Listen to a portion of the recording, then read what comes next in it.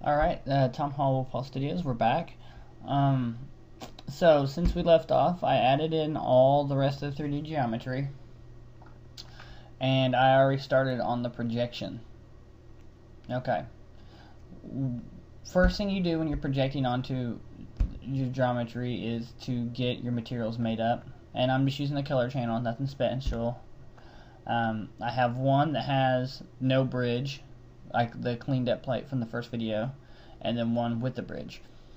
The background, as far as everything in this null, the background in the sky, behind this mountain, behind the bridge, we're going to project the image without the bridge, and then the foreground with the bridge, the foreground mountains and everything will be the one with the bridge. Very simple. I'm just going to do the background and show you how to set up the projection. So if you watch this, you see this is the foreground stuff, which is already done. That's all good. And the background's still blank. Now I'm going to show you how to do it.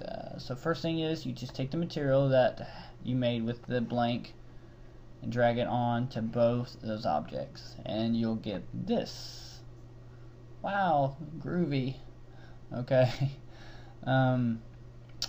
So the reason it does that is because it's doing a UMV projection. Actually, it's doing a spherical projection, which looks like crap. You're going to want to set this projection mapping to frontal projection. There we go, it's a little better. Only problem with that is no matter where you move, the projection doesn't, it just stays with the camera. It doesn't go with the geometry. The way we're going to fix that is select and right click and tell it to generate UVW coordinates. And that is going to basically stick those coordinates to that geometry. And you can tell what it does right here by this layout. Just does a projection of it, and it sticks it to that geometry that we made. So cool. Alright, so basically that's that. Once you get it all laid in, you got your bridge laid out, we can start setting up our camera angles, our camera stuff. And oh, one more thing. Another thing too I forgot to show you is these tags here. If you, when you get done, you're gonna have a weird look. Everything's gonna look kind of weird. I'll show you exactly what it looks like. This is what it's gonna render out looking like. And you can see some, like a lot of discoloration from your computer. The computer's trying to shadow the geometry, and basically we don't want any of that. We don't want the geometry to be shadowed at all. All the shadowing and light information we want to come from the image. So we go compositing, we add a compositing tag on it. We turn off all the shadow information and then turn on this tag right here, this compositing background. And that's just gonna image light it, so you're not gonna see any geometry. So there we go. Now we get to plan out our camera move, how we want our camera to move. I'm gonna leave this camera locked. I don't want to do any lights. That would be not good. I'm just going to add in a new camera. I'm going to rename it my animating camera. We're going to go into it. And the starting point, I always like to say this, set the starting point as either the first frame or last frame. This because that's the most purest frame you're going to get to the original image. See now, so we can either start this point and pan into it, we can pan back from it, kind of do like a weird projection move from this. I'm actually probably going to do this at the end. Let's make our shots 6 seconds long. That should be fine for this. So pull that frame to the last, and then at the first, let's see, we can come in here and pull in a little closer. Go up around this mountain, maybe.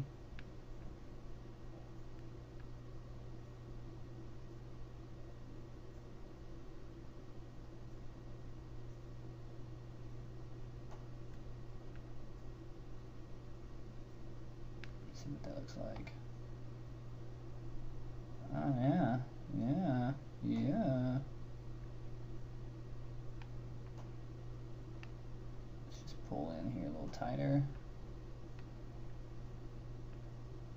And record. Now when we play it back, we get this camera move.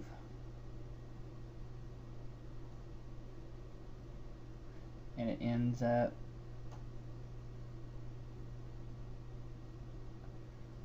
right where we left off. Look at that. And it should render out pretty close. I mean, pretty good. The only issue that I see that we're going to have here is obviously the overlapping right here in this guy.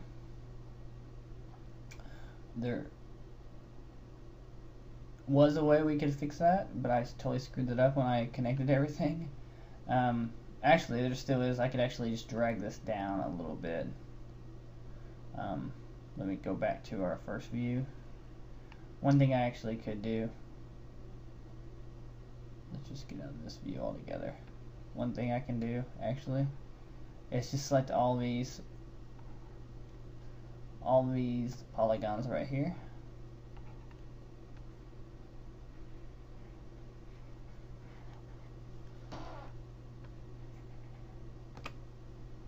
And move them down a little bit. Let's go back to our original camera and just move them down. Move them down just a tad. And that should be fine. It should still look pretty good. Can't tell. But now, when we go to this first frame, the bridge covers it up. You don't see any of the weird stuff.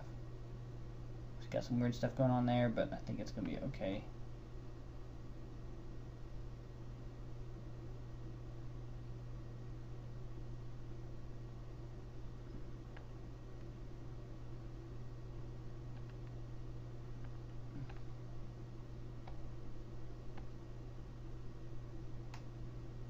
Yeah, I think that's going to be fine for what we're doing.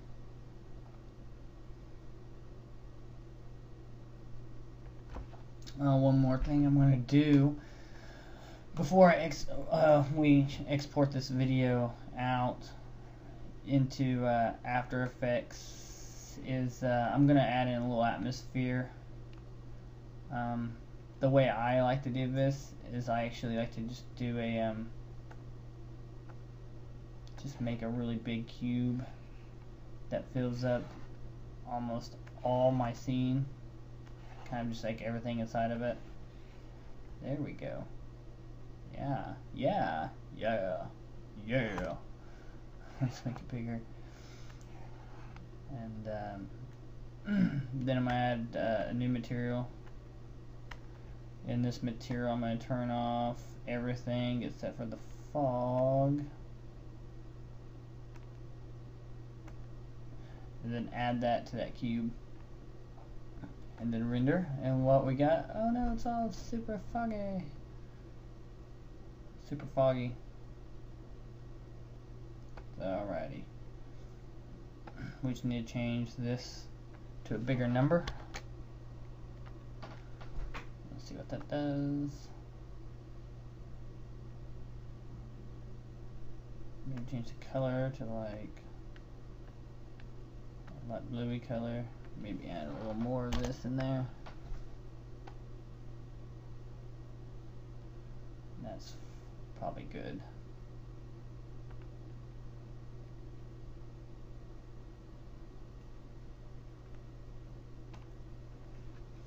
The cool thing is, now that we've done that, we can actually do depth of field now. We depth of field on this stuff by taking our camera and turning on the rear blur on the depth, and then go in our render settings and turning on the effect depth of field and rendering that out. See what that does. You see it rendered it out, but that kind of just, on this kind of shot, it makes it look like a toy.